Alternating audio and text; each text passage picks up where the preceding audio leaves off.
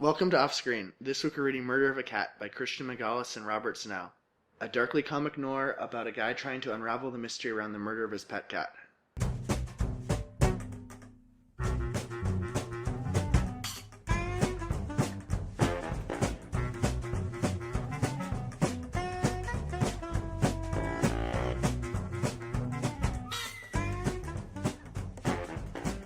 Before we talk about the writers, I want to say this is like a special episode. Right. And it was kind of an accident that it was a special episode. Because we picked the script without realizing that this movie has actually been made already, which usually we try not to do that. But we just decided, all right, we'll watch the movie and then we'll talk about both. Maybe compare the script to the movie. Anyway, we did that. We just finished watching the movie, which was just made like last year, 2014. So I just wanted to say that up front. But Right, so should we say a little bit about the movie? or Or we're going to talk about the movie in more depth? yeah, just what do we know about the writers? I mean, besides the fact they were, I guess, writers on New Girl. They were writers on New Girl, the pair of them. Robert Snow went to Columbia, got his MFA. His short film, Bunny, I think which he worked on with, Christian? Yeah. His co-writer? premiered at the Tribeca Film Festival. And then, I guess several years later, Murder of a Cat did as well. Okay. And Murder of a Cat was on the 2010 blacklist. Correct. Should I do my... I didn't even write a summary this time. I forgot. Let's wing it. Yeah, I got swept up in the specialness of the episode. Okay, let me try and wing it just a little bit. I have my little outline that I made here. So we follow a guy named Clinton, who I would say is in his 20s. He lives in the basement of his mom's house, and he's sort of a action figure slash just like crime series or crime genre enthusiast. I guess he reads comics and books and watches movies, but he likes crime. And so when his cat shows up dead, it was shot with like a crossbow bolt. Then he suddenly takes it upon himself to investigate, even though the police don't really take it seriously. He does, and he unravels a whole sort of like local conspiracy in his hometown surrounding a big department store. And he gets help in his investigation from a girl named Greta, who used to work there, and she, as it turns out, kind of unknowingly co-owned his cat. The cat would kind of like wander away a lot, and it turns out it was actually like, they say moonlighting in the script is what they call it. Well, if you've ever read the classic children's book, Six Dinner Sid, it's about a cat that had has multiple six owners, and families? he would go around and he would eat his 6 dinners each day. Ah, that's cool. So I would like to think that this screenplay found inspiration in that. It's a classic That book. seems like, is it really? I've never heard of it. I don't know how classic it is, but it's classic to me. You just use the It's word great. classic a lot. It's But okay. A real treat. Sounds great. Yeah. I don't know. It seems like a stretch to assume this was based on or inspired by that. But anyway. Well, this is just a little plug for Six Dinner Sid. Okay, check it out at your local bookstore.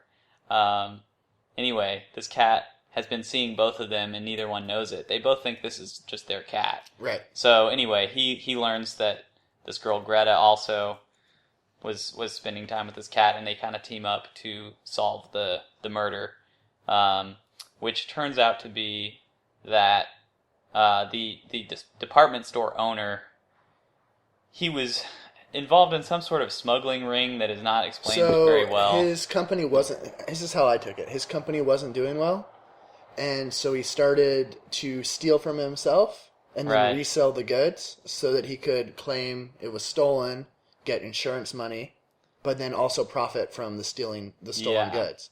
This is a little bit of speculation because, again, they don't go into it much. It's not explicitly stated, but that has to be the scam. That seems to be it. So anyway, the guy that owns the department store who is behind it all, he's kind of after Greta because she finds out what he's doing, and well, he's in love with her. That too. That comes out later. But I think he's at first afraid that she's going to rat on him. So he has to kind of like intimidate her or threaten her, hence killing the cat. But he said that was an accident. Did he? Yeah. I don't remember that. He said in the movie, he said it was an accident. Well, anyway, that's sort of how they try to explain that the cat was killed. Yeah. There's also like a subplot with Clinton's mother who is starting to date the local sheriff who is also sort of helping to investigate more in his spare time than doing like any kind of official police work. But anyway, I guess that's the gist of it. We'll explain more in detail as we review, I imagine. Right. But in the movie, you've got J.K. Simmons as the sheriff. You got Greg Kinnear as the department store owner. Blythe Danner as the mom. Right. But the main character, well, the main two characters, I would say, Clinton and Greta, are not really, like, well-known actors. I think Greta has been in some stuff. I feel like she was supposed to... She's played by Nikki Reed. Nikki Reed, okay. Yeah. I feel like she was supposed to be like a... Who was in, just that little series called Twilight. Oh, yeah. Okay, I wouldn't know. I felt like she was supposed to be like an off-brand Lizzie Kaplan. She kind of vaguely looks like... you know what I mean? Yeah, Lizzie Kaplan. And then I felt like the main guy... What was the main actor's name? Fran Kranz. That's a weird name. Yeah. I felt like he reminded me a little bit of like a more annoying Michael Showalter, if you know who that is. Like, from Stella, and he's like friends with Michael Ian Black. Right. Anyway, I feel like you were not a fan of the...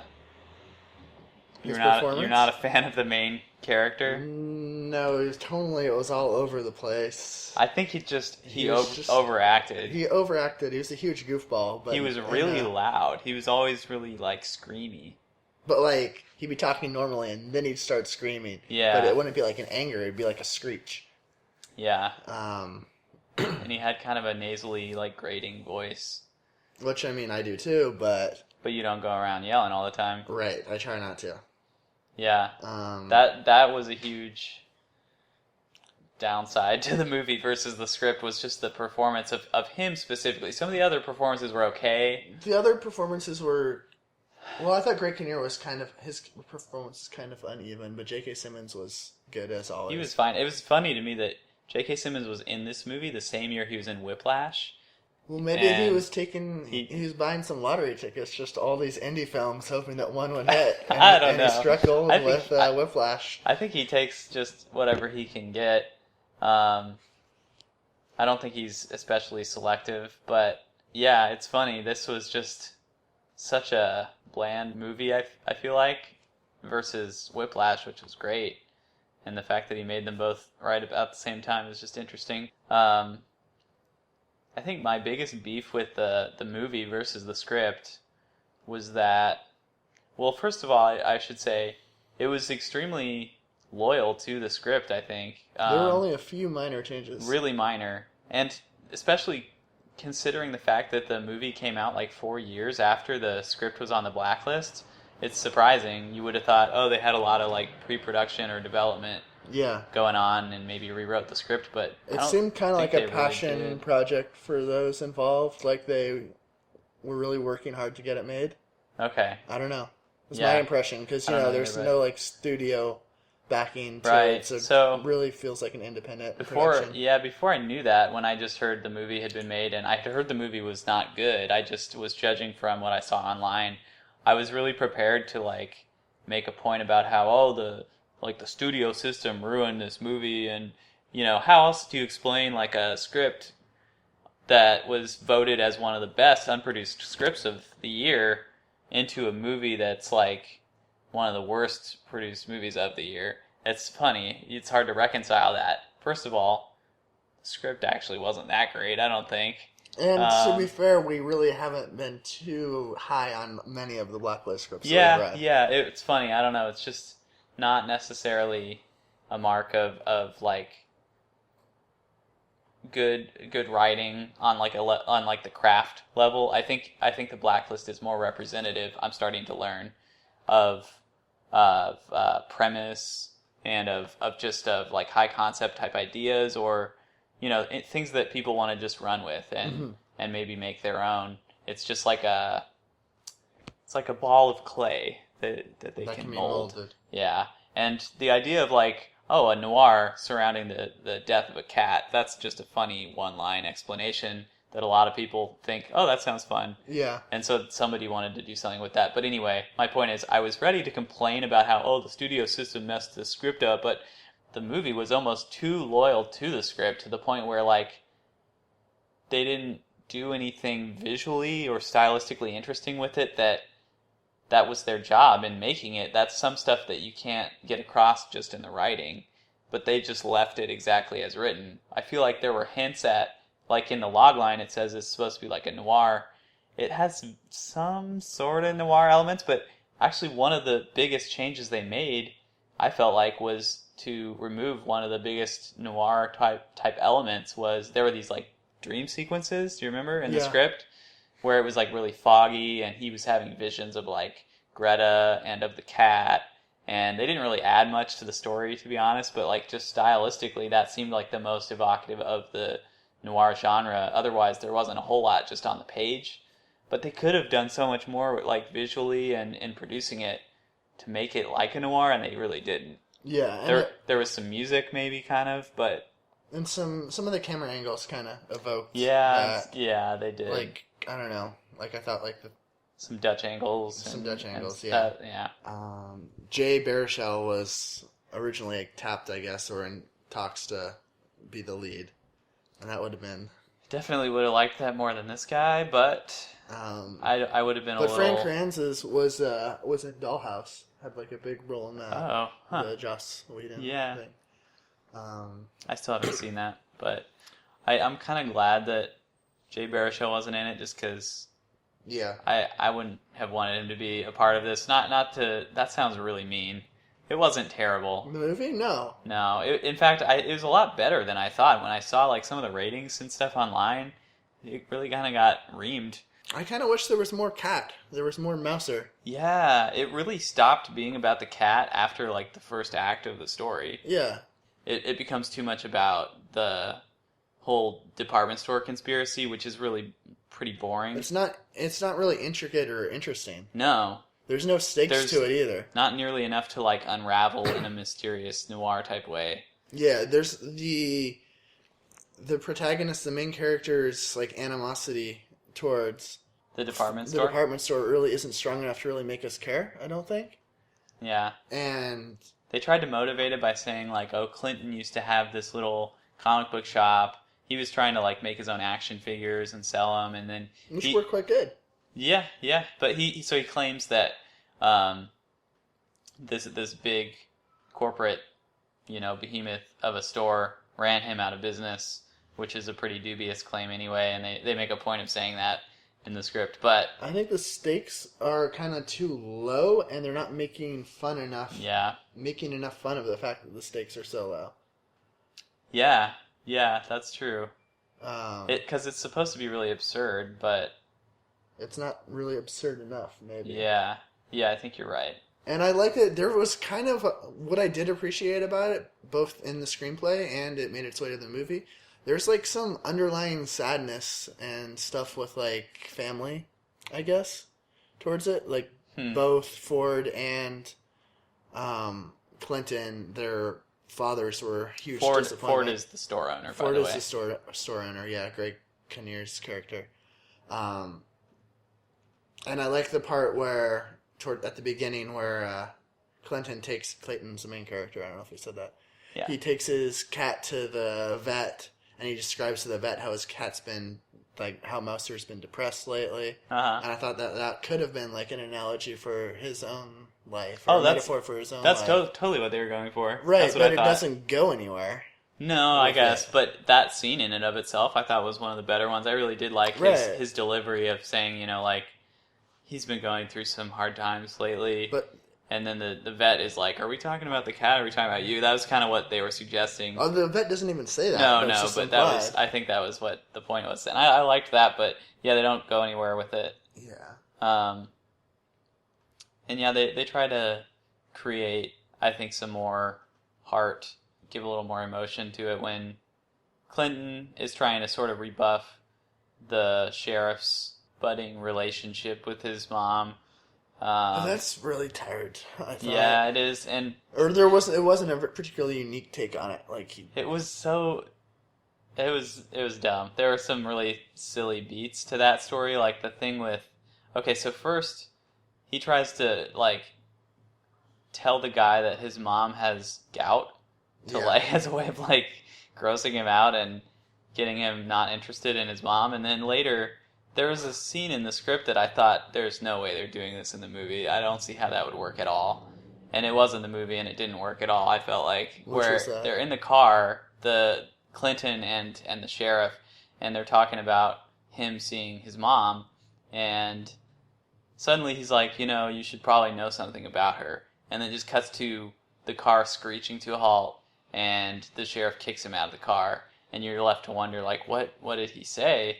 And later, it comes out that he claimed that his mom has AIDS, and that was why he was trying to scare him away from his mom again, but it was so ridiculous, and it didn't work at all. Well, the joke falls flat because no one takes anything that Clinton says seriously, ever.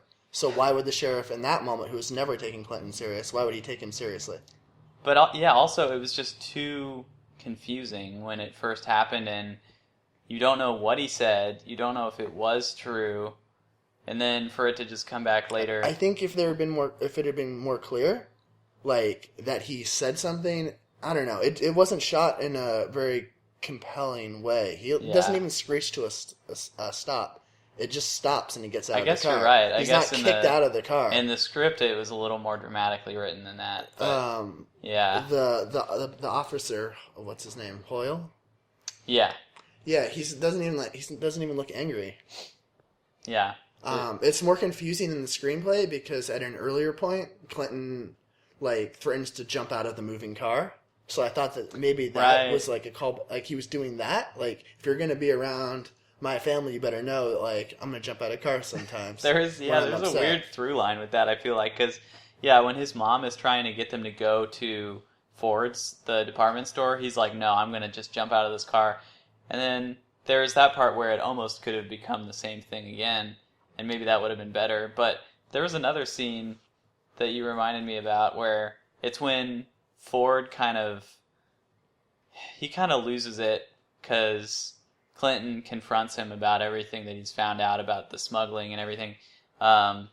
He's in the car with Ford, and Ford's trying to kick him out of the car. And in the script, he's trying to physically force him out of the car, and he's just grabbing onto the seat. And then finally, Ford is just like, "Oh, fuck it." That's his actual line. It's kind of funny though because he's drunk. I guess, but when I was reading it, it felt so lazy.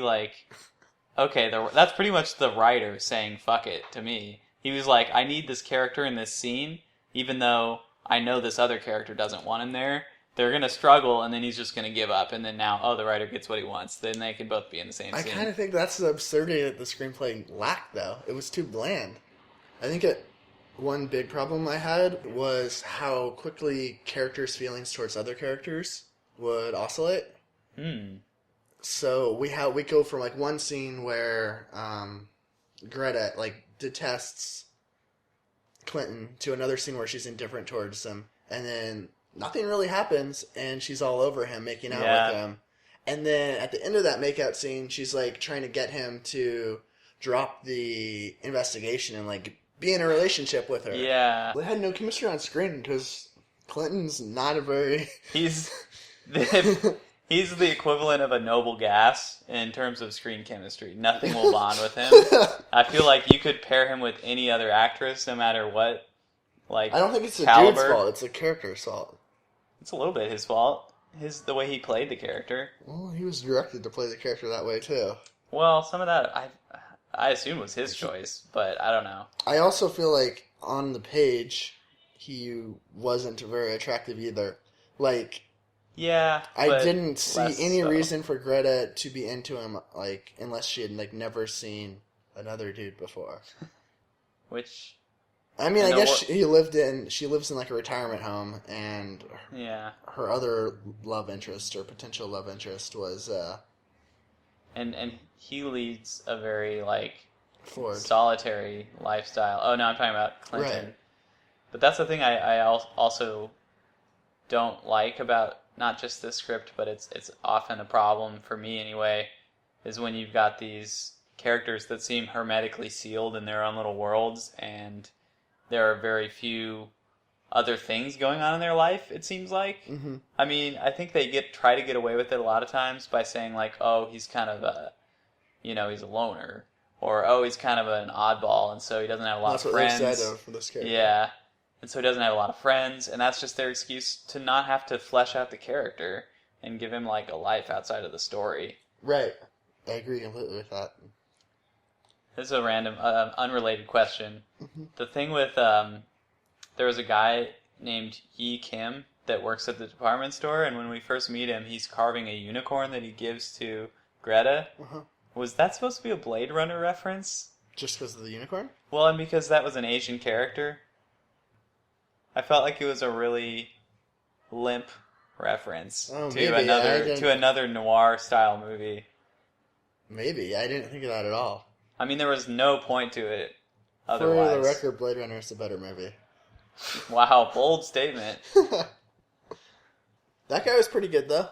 Though his character was weird and kind of went in all these different directions. Yeah. Kind of for no reason. In one scene, he's like super straight-laced, buttoned up. In the other scene, he's like a gangster. Yeah. This is a character who worked at the department store and was involved in the smuggling, and so he used to be a co-worker of Greta when she worked there. And so he also is trying to sort of like keep them quiet and threaten them into not, I guess, getting him in trouble. Yeah, and then once Ford looks at his camera and sees that Yi and Greta had been a thing, he gets super jealous, beats up Yi, and then goes and pursues Greta in like the big climax. She must be like the only female in this town of her age, because in Kim the was with her. She was, and Ford Ford wanted it, and Clinton wanted it. Well, Clinton kind of didn't care for the longest time. I mean, until he gets in a car accident at the very end, and then he wants the single moment that actually worked for me on like a relationship level for them was when she shows up just as he's burying the cat in his yard, and up until then he had suspected that she might have killed the cat, but then when he sees her grieving, that's like a really good actual justified moment in the script where things turn and he starts to care for her because he sees that they both shared a love for this cat. That actually worked for me. That was good. That, definitely. In fact, that reminds me too. I thought that some of the moments with Clinton talking about the cat, or when he was with the cat when it was still alive briefly at the start of the story, were actually kind of nice. They were. And I wish they could have like plumbed those depths a little more and like really... Maybe flashbacks. Really, the cat was the star of the show. To me, the best relationship in the story was between him and the cat. Mouser. Yeah. Like, they had a really nice moment where he was holding the cat and the cat was sitting on him. Yeah, and they were talking. Yeah. And it was like, it was almost like he was talking to himself, you know? Yeah. No, not Mouser. Mousy? No, Mouser. His name for the cat was Mouser, and then Greta, her name for the cat was Horatio. Yeah. For whatever reason. You have a thing with people named for animals. You don't like that?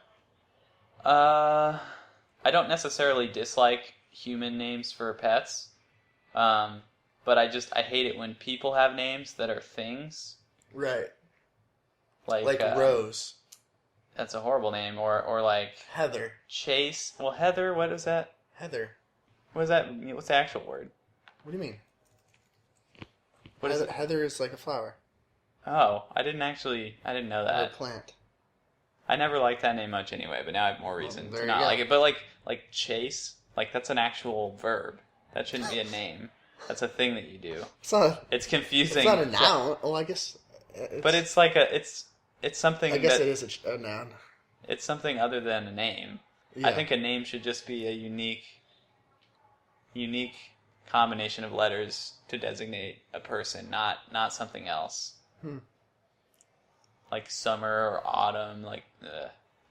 Anyway, I'm okay with pets having human names. That can be kind of funny sometimes, especially if it's like a really mundane name. Because I feel like the obvious choice is, give him like a quirky name that you wouldn't want to actually name your kid. But it's like, but now the mundane name is kind of common. That's becoming a little cliche. Yeah. But like you have a cat named Bill or something. That's kind of funny. Anyway, a cat named Bill. Master is pretty cool. He's a really fluffy old cat. Wasn't super fluffy. Well, he was kind of fat. Fluffier. We've seen fluffier. That doesn't mean he's not fluffy. I guess. I didn't say he was the fluffiest cat ever to have lived. Well, he wasn't even a long-haired cat. No, but he was pudgy. Whatever. Should we get to the verdict? Yeah, I don't know. Do you have anything more to say? No, not really. I've hit the big points I think that I wanted to. Right. As did I. Should we do like a separate assessment for the script and for the movie?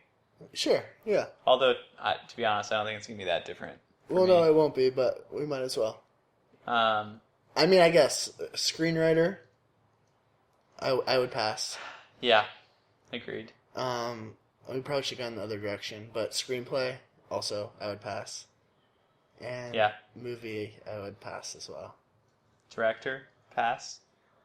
Yeah, but, I mean, there were budgetary limitations. We just passed on everything, huh? We passed all around. Yeah, it just felt like it just hit these notes, and it didn't hit them with much pizzazz. It's almost worse when something is just mediocre.